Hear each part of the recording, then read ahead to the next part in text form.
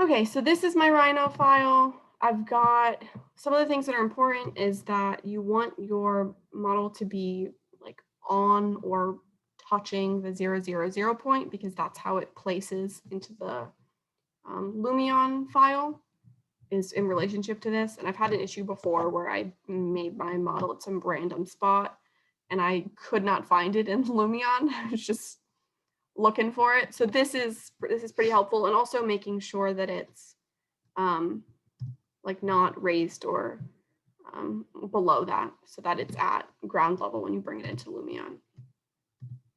So here I've just got my little model. I've got all my layers named, and then again, just going into making sure they all have different material names.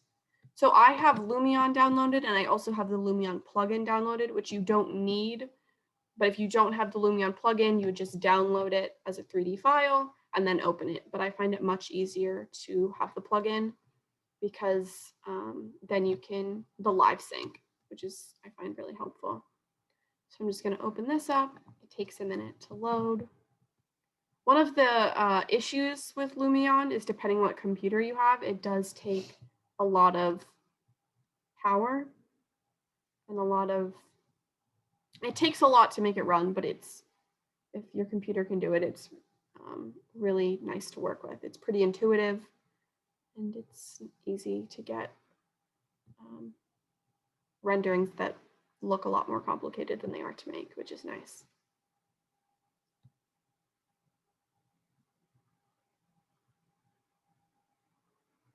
Okay, so I'm actually going to open it so that you can see the Rhino file and the Lumion file at the same time, which is typically how I start working. And you can see that if I move around, move this so you can see more. If I move around the Rhino file, I can also navigate around the Lumion file, which is really helpful. Because sometimes I think it's easier to move around Rhino than Lumion. So I'm going to make this full screen now, just so you can sort of see. As you can tell, right now I'm got this bar down here. So there's objects. Harriet, we can only see your Rhino file. If you want to share like the full screen, that might be more helpful. Okay, thank you. Can you guys see both now?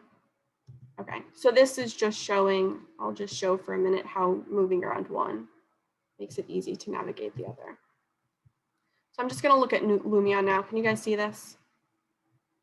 Okay, so there's this bar down here. We've got objects, materials, landscape, and weather. I'll just start with showing you guys objects. They've got these different categories. This one is importing the model, so that's the one we're on now.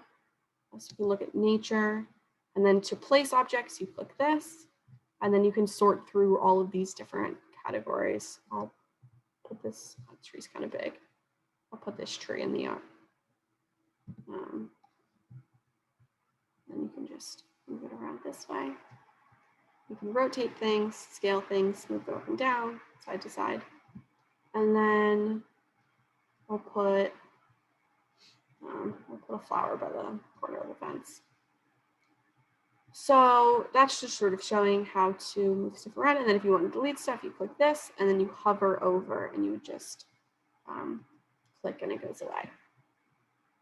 So I'm going to go into materials now. So then you can see these windows were all made on the same layer. And I named the material glass. So if we click those, for glass, this material here, which is in this new section, Glass Advanced, does it for you. I feel like that's pretty effective.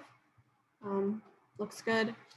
You can also, once you click it, it'll give you different characteristics. You can customize it. Also, if you go to indoor, there's a glass section. You have these different colored options. And in outdoor, there's also glass with these different options. These are textured, for example. I'm just going to leave what I've got there. And then for this landscape, I'm going to put some grass in. That's in the various. There's 2D grass and 3D grass. I'm going to start with showing, this one's got a lot of texture. These 3D grass is very detailed. If you double click, you can again go into settings, really customize what it looks like. And I'm just going to go into 2D grass right now. So I've got that. Again, if I double click and change all these settings, I'm just going to leave it as it is. So you can just click through. It's basically the same thing. You've got all these categories. You just choose different materials. It's pretty simple. Once you can save materials as well. And I believe you can import your own materials, which I haven't done a ton of, but that's an option. And then I'm going to go into the interior. The way I have my Rhino model set up is that the interior walls and the exterior walls are the same. So you can see whatever material I set to the outside is also to the inside. The way I normally do it is I'll do the renderings for the exterior and then just change the materials and then do the renderings for the interior. You could always make double layered walls and have the indoor, like the inside portion of the wall be a different material than the exterior of the wall. And this, if you click here, it sets it to eye level, which is helpful for renderings as well, making it have a realistic view part. So I'm going to change this to we'll just leave it as that. And then just also for the interior renderings, I'm going to exit that out, click Save Changes. I'm going to Objects again, look at Furniture, go to Place, and then I'll just choose this chair. And then I'll probably go in, I'll rotate it, and have this orange chair. And then we'll go into People. So it's really helpful. You can add people to your renderings. You've got all these options. 3D, we've got like, I'm not sure, I don't think any of our renderings gonna need this, but if you need a sheep that looks around, that's an option. So mostly there's 3D silhouettes as well, depending on the style you're doing, and 2D silhouettes. So I'll add a 2D silhouette. I'll set this person here, and then just go into rotate and just move them so they look like they're sitting there. So this is, again, just sort of a basic use of how you would set that up. And so now I'm going to go into landscape. You have lots of different options that'll change this stuff outside of your model. As well as OpenStreetMap. You can choose, I'm not going to do it because it takes a minute, but if you choose like it gives you a map, you get a geographical circle you can do, and it'll import a 3D street map. Yeah, you just click this and then it'll show you a map. You can search, and got lots of different, include oceans, water, height, which is just a pen tool. You can just draw your landscape. I'm going to go into weather. They've got real skies. You choose one. You've got these different settings. Really pretty, very beautiful. And you can just change angle to get the shadows you want.